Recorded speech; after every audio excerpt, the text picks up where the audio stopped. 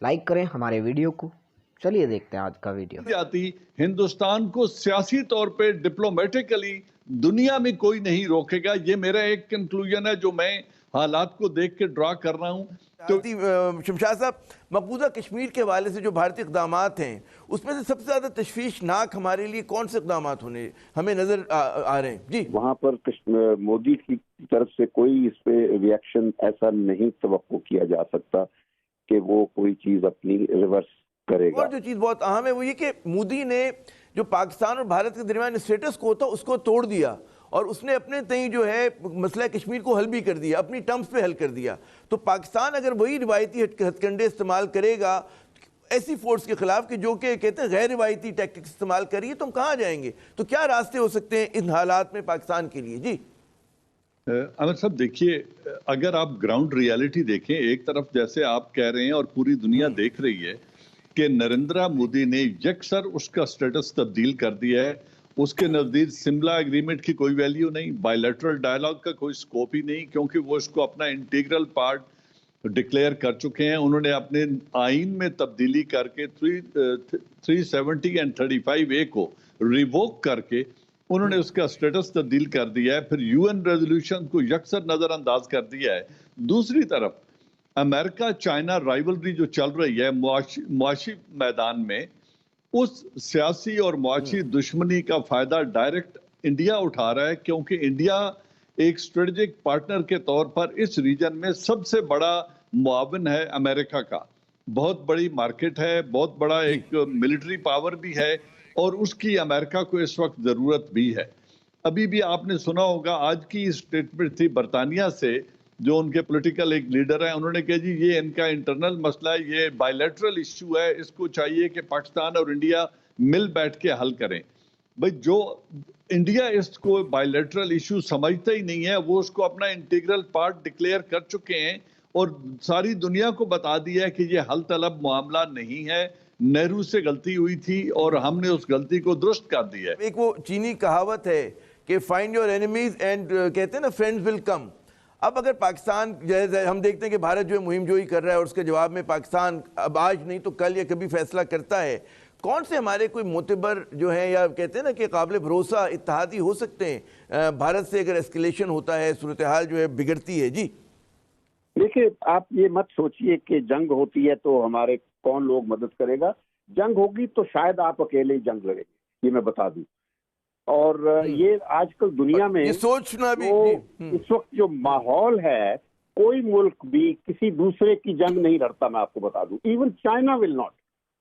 लेकिन 48 से लेकर आज तक किसी ने लड़ी भी नहीं, खुद ही लड़ते हैं। तो मैं प्लीज मेरी बात सुन लीजिए, ये मत तवक्को करें कोई आपकी जंग। आप वक्फे पे जाने से पहले मैंने आपको इंटरप्ट किया था, आप बता रहे थे हिंदुत्व के चैलेंज के बारे में।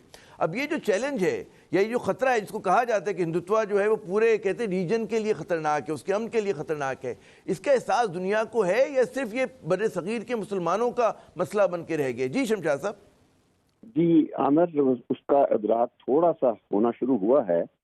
अभी सिग्नल्स मिले हैं जो वाशिंगटन से कि व्हाइट हाउस में इंडिया को अनफॉलो कर दिया गया है ट्वीट से, और मोदी को, और शायद यूरोप में भी ये हो जाए। तो बल्कि मैं कल भी किसी जगह बात कर रहा था कि अब मौका है हमारे लिए कि हम इस मसले को सही तरीके से उजागर करें और इंडिया को एक रेसिस्ट ढांचे में प्रोजेक्ट किया जाए, और जो कुछ भी इक़दामात आलमी सतह पर होते हैं रेसिज्म के खिलाफ, उनको इन्वोक करने की जरूरत है।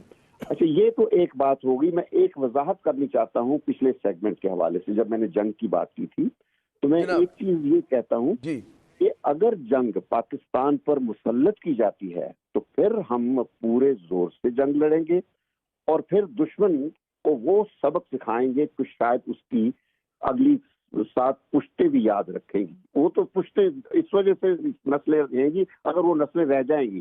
तो मकसद मेरा कहने का है, मैं सिफारतकार हूँ, मैं जंगों की बात नहीं करता, लेकिन मैं इस लिहाज से ये कह सकता हूँ कि हमारी फौज ने बड़ी कुर्बानियां दी हैं।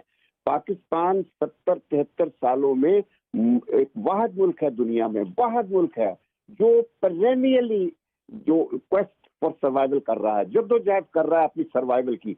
इंडिया के हाल देख लिया आपने, उन जो रवैया इंडिया का, कायदे आजम का शुक्र करना चाहिए हमें कि उन्होंने हमें एक आजाद रियासत दे दी, वरना आज फिर एक हम आजाद वहां रियासत पर बैठे दे दी। वही माइनॉरिटीज वाला सलूक भुगत रहे होते।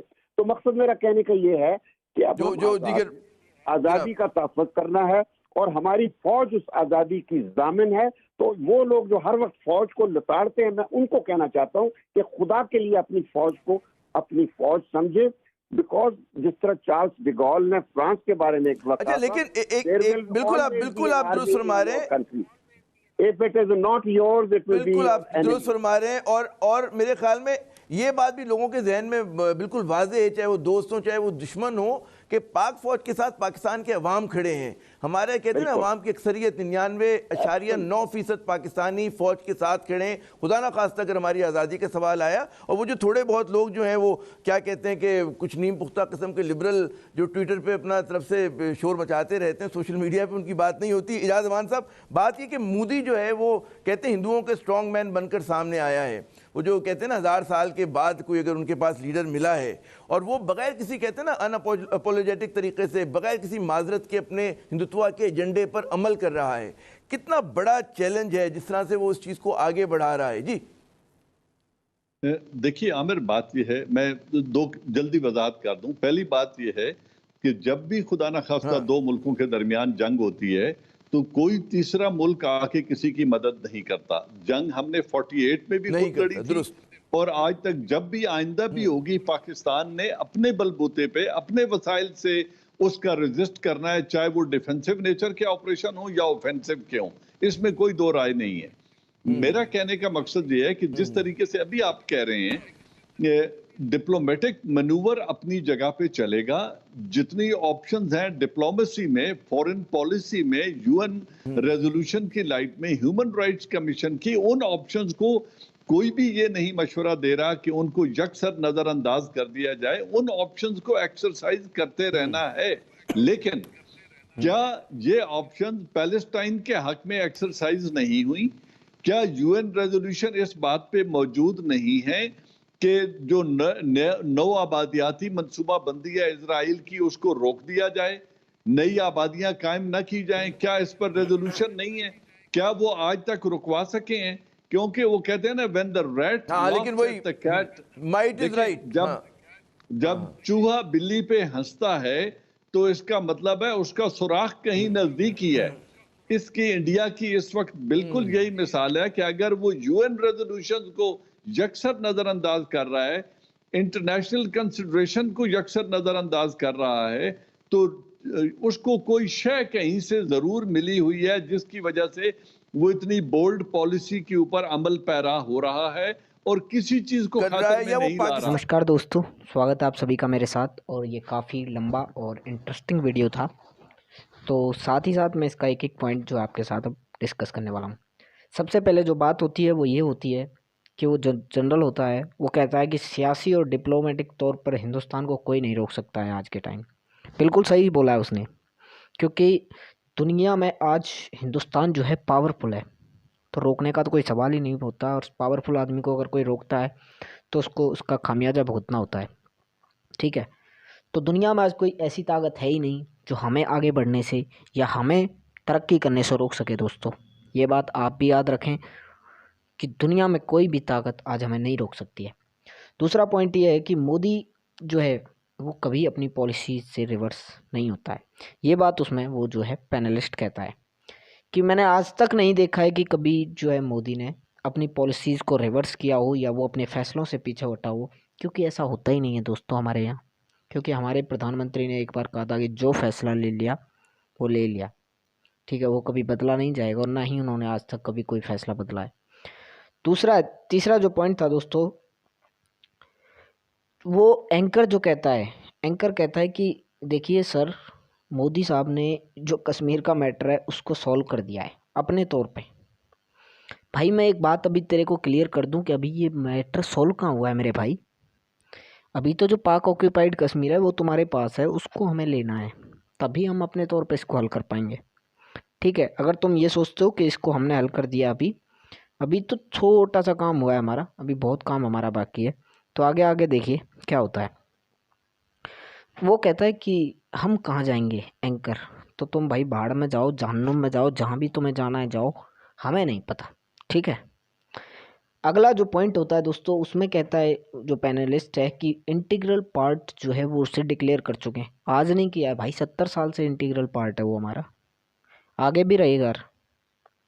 कि इंटीग्रल पार्ट हमने आज डिक्लेयर नहीं किया उसको, वो 70 साल से हमारा इंटीग्रल पार्ट था, है और रहेगा। ठीक है। और जो पाक ऑक्यूपाइड कश्मीर तुम्हारे पास है ना, हम उसको भी लेके रहेंगे। 370 और 35 को हटाने को लेकर जो बात होती है, तो उसमें कहता है कि उसने ख़त्म कर दिया, क्योंकि ख़त्म करनी थी। उन्होंने प्रॉमिस किया था कि हम उसको विड्रॉ कर रिवोक करेंगे, उन्होंने कर दिया, बस बात ख़त्म। तुम अगर इस पे हो अल्लाह करते रहो तो करते रहो, तुम्हारा तो कुछ होना नहीं है। ठीक है।